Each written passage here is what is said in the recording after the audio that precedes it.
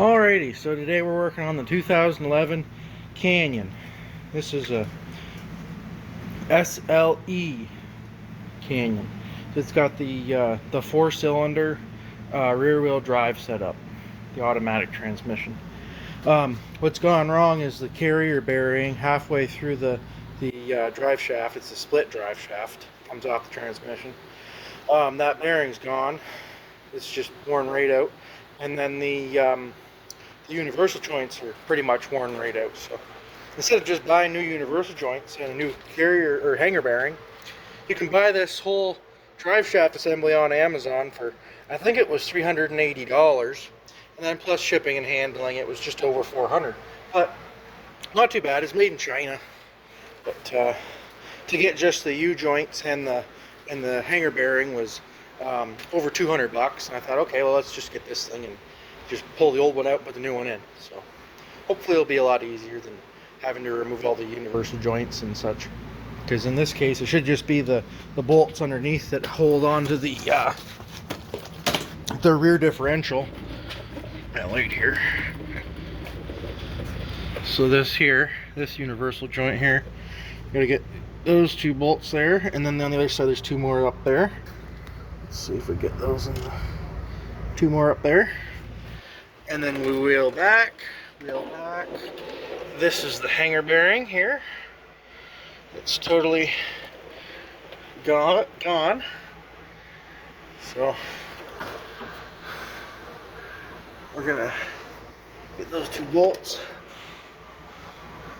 Those two bolts there are gonna come out to get that out. And then up here, that shaft slides into the transmission, so not too bad. So we're gonna get these two bolts out. We're gonna soak them in some penetrating oil. And then same thing with those 4 bolts, penetrating oil.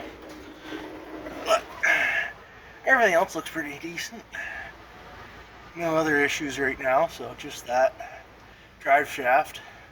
Nope, my sister noticed a vibration when driving, so I took it for a test drive, and we found that hanger bearing was totally gone. So that was our dead giveaway. So before we get started on taking anything apart, this is a reminder for safety. So since we're using ramps, the truck's going to be on an angle, and if we didn't have a parking brake on and we disconnect that drive shaft, truck's going to roll forward, and I could get injured because it's a low truck. It's not sitting up very high like a big lifted truck. So I've got the parking brake on, but in addition, I'm also going to put some bricks in front of these tires just so it doesn't move, just for safety. The safety's got to be your priority. Here we go. So the U-joint back here came apart. Those 4 bolts. Hanger bearing came undone. And then this piece slides right out like that.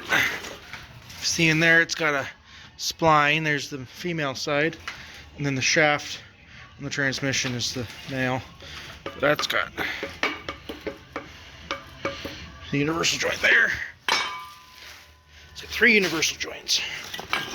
This is a split drive shaft. It's in 2 sections.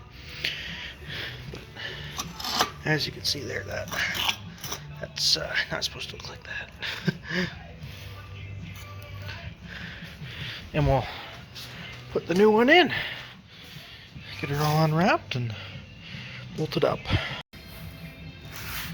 Now for these hanger bearing bolts. So I got the drive shaft in here. I just put the truck in neutral so that I could spin the transmission around a little bit to get the everything lined up. Because back there, it was off by a little bit, and I can't move the differential because it's parking brakes on. So I just put it in neutral, and I turned it a little bit, the shaft. And if you aren't strong enough to turn it, just put a pry bar in the universal joint and gently turn it. So I got the back all bolted up, and then I moved this around. Since that rubber bushing there, you can flex it a little bit to get those bolts lined up. They're 3/4 inch bolts, or like the heads are a 3/4 inch, and then the ones back there, those were 7/16. And a ratcheting wrench really helps there, so those flex head ratcheting wrenches. And then I put grease on all the bolts. I used a wire wheel on the wrench grinder, just to clean the bolts up and reuse the old bolts. Got all the rust off of them and cleaned them up, and then greased everything, and then got them all tight and snug. And I just used the I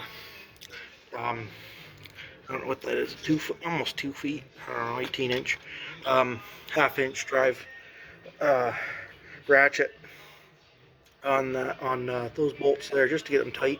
Don't go too tight, you might snap them off, but pretty tight. And then the ones back there for the universal joint, I just used the little stubby wrench to get them tight, and then I just a little turn with the regular combination wrench, just to make sure they're snug, but don't put too much on them or they'll snap. So there we go, it's all together now, all good to go. I greased this spline here on the drive shaft. Put some grease on it so it slid in nicely, and it'll slide in and out as it go over a bump or whatever. So yeah, looks like we're all good to go here, and that's how I'm doing this 2011 Canyon drive shaft replacement. So there you go, and hopefully this video helped in some way. Take care and bye for now.